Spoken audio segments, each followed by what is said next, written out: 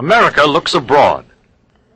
This is the 49th in a series of broadcasts presented by the staff members of the Foreign Policy Association, a nonpartisan organization which offers accurate information on world affairs. Today's subject is the struggle in the Eastern Mediterranean. The speaker is Mr. David H. Popper, Research Associate of the Foreign Policy Association. Mr. Popper. Good afternoon. Today our election campaign is reaching its whirlwind climax, but after next Tuesday, American eyes will be turned once more to the struggle in Europe and Asia.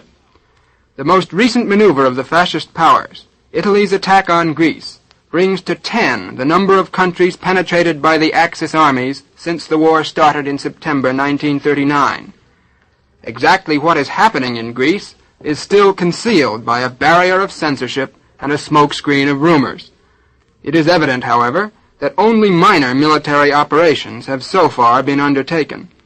We do not yet know whether this is due to bad weather and the rugged terrain, as the Italians assert, or whether it results from a conflict on procedure between Germany and Italy, which caused Mussolini to order an attack before the fascist armies were fully deployed on the Albanian border, or whether the invasion of Greece may not be simply a ruse to draw the British forces in the Eastern Mediterranean into a great strategic trap. In any case, the military communiques do give some information about the immediate objectives of the special mountain troops engaged on both sides. The Greeks are fighting a delaying action in the difficult passes near the border, and have pushed their troops into Albania to threaten Italian communications. The Italian attack shows signs of developing in two directions.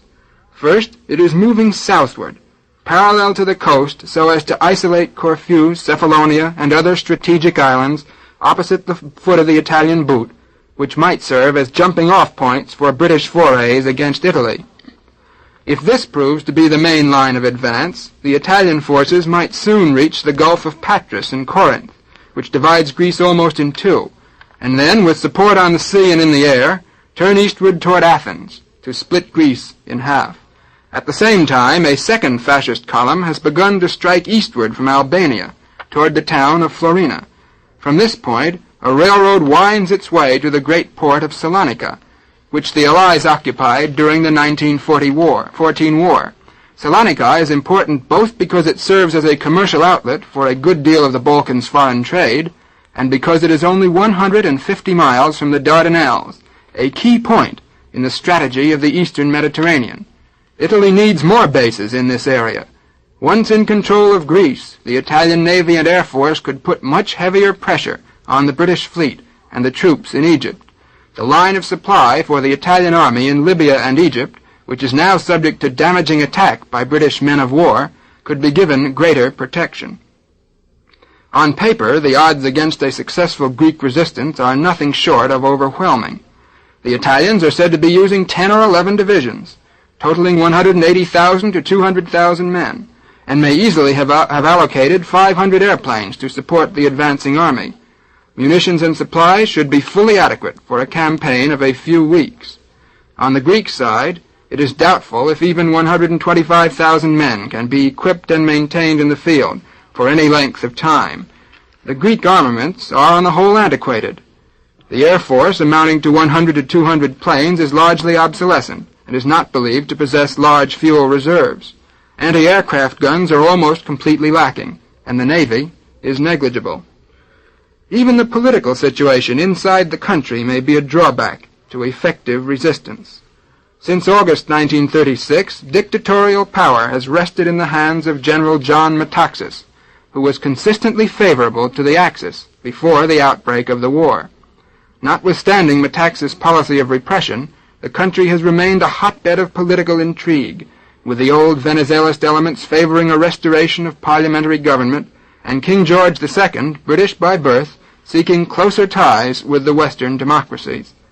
Now, as Greece mobilizes, the fascist press at home and in the Balkans has started a propaganda campaign, predicting the overthrow of Metaxas and the banishment of King George, both leaders to be replaced by fascist puppets. If Greece must continue to go it alone, the hopelessness of the losing battle may play into the hands of fifth columnists, who would speedily end the war. But against this contingency stands the Greek national spirit, fortified by centuries of tradition and the possibility of outside support. That possibility is meager, for the tactics of the Axis, a cleverly executed creeping conquest of the Balkans, have isolated neighboring states which once were considered almost as Greek allies. Yugoslavia is virtually surrounded by the Axis, and countries which are now fascist vassals, and it is plainly ready to fall under fascist domination like a ripe plum whenever Mussolini and Hitler so desire. The Turkish government watches the steady approach of hostile forces, not only in Greece, but in Romania, where German troops are gathering in increasing numbers near the Bulgarian frontier, ready to dash southward toward the Dardanelles or the Aegean. Turkey does not dare to weaken its own defenses by attempting to strengthen those of the Greeks. Indeed, it may be holding aloof in the expectation of Soviet help if it is subjected to direct German attack. The Turks are bound by treaty to lend Britain all the assistance in their power in a Mediterranean war, but such obligations mean very little today. Thus, one by one, the Balkan states which were unable to unite for resistance are succumbing separately. There remains, in fact, only one active source of resistance to the fascist advance in the eastern Mediterranean, and that, of course, is Britain. The British are pledged to aid Greece by a guarantee given on April 13, 1939, when the Italian occupation of Albania endangered Greek security. On October 28th, when Italian troops crossed the Greek frontier, Winston Churchill promised to give Athens all the help in Britain's power. Since then, the British fleet in the eastern Mediterranean has been active. Certain waters around Greece have been mined. How completely, it is not known. Some dispatches tell of the occupation of strategic islands off the Greek coast to serve as naval bases from which to cut Italian sea communications, and of support by the Royal Air Force. And early this morning, the First Lord of the Admiralty revealed in London that British troops had landed on Greek territory, although he did not disclose how many there were or where they had gone. But the official British communiques, as distinct from other press reports, are almost completely silent on events around Greece. Some of this reticence is no doubt due to a desire to preserve military secrecy until the conclusion of whatever action the British may contemplate. Some of it may also represent a desire not to rouse false hopes, since British help to the Greeks will probably consist mainly of naval aid.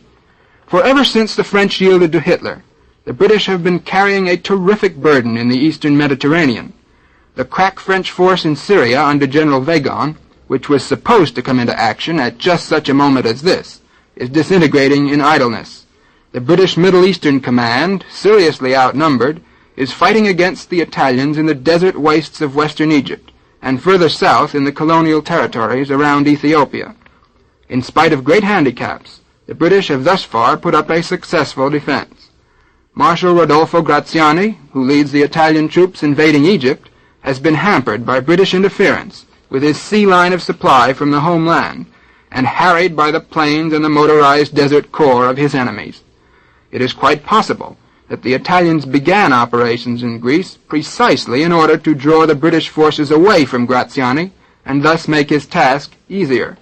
If that is true, the Italian efforts have so far miscarried. From their newly occupied naval bases on Crete and other Greek islands, the British may make the Italian sea lines across the Mediterranean even more precarious than they now are. But in the long run, Britain, being without adequate manpower in this area, is confronted with a dilemma. If it aids Greece on land and in the air, it weakens the defense of Egypt. If it does not, it allows the Axis to strengthen its position in the eastern Mediterranean. By all the signs, the British incline toward the latter course, restricting their aid and attempting to minimize the Italian gains in Greece by occupying Crete and other strategically located islands as protective outposts. There is still one possible ray of light in the situation. In the course of operations, the Italian fleet might be trapped into giving battle to the British, and thus the core of Italian sea power in the Mediterranean might be destroyed. In view of the caution the Italians have hitherto shown, however, such an event seems hardly likely. The tempest in the eastern Mediterranean is only one part of the great disturbance which is hovering over the old world. The domination of the British Empire rests essentially on the control of key positions along the line running from end to end of Europe, which enables the British fleet to blockade its opponents. If we glance from left to right on the map, that is, from west to east, we view a great panorama dotted by the British strong points. They support a line which is gradually crumbling under the assaults of the fascist powers, but which still holds. The attacks are concentrated in 4 focal areas. First, the stronghold itself, the British Isles, is under pressure by sea and by air, but has thus far resisted German preparations for an invasion. Second, the Axis has maneuvered to destroy the value of Gibraltar, and there are signs that a military campaign for this purpose may soon be undertaken. For such a campaign, Hitler must have the assent of General Franco to the passage of German troops through Spain, and he must also have some assurance from the French that his efforts will not be sabotaged along the line of communications running through France.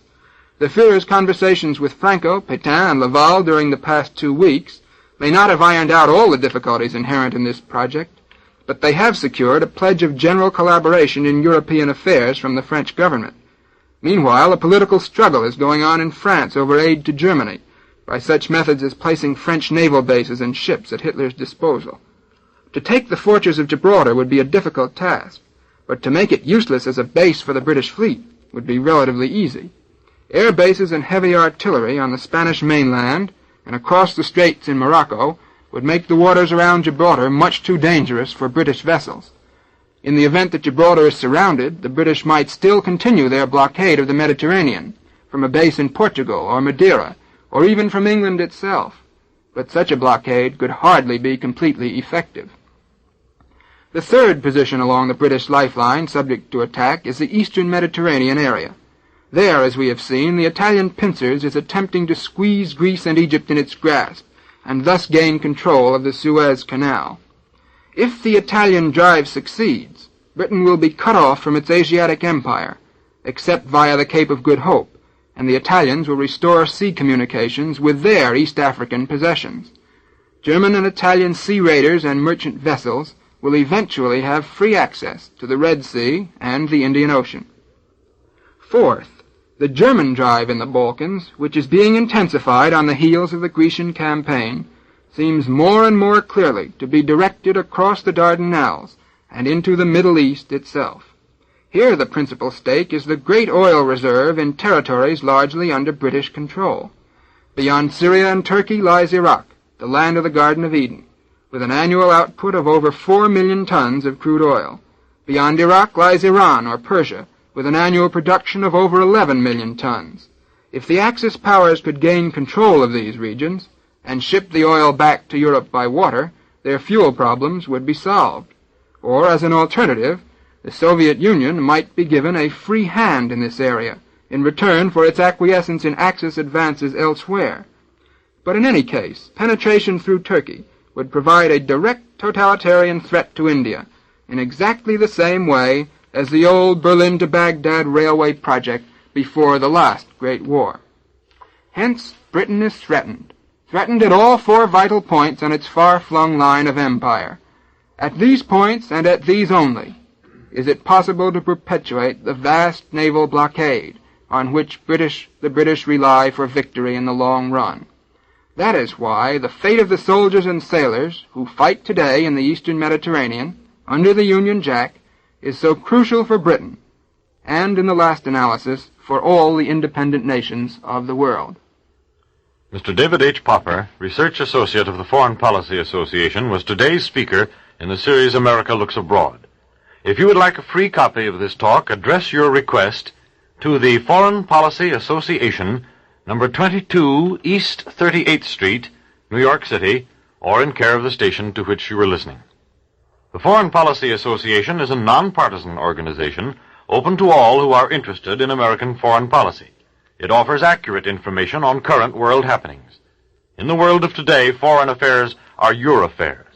We invite you to tune in next Sunday to hear another speaker in the America Looks Abroad series. This is the National Broadcasting Company.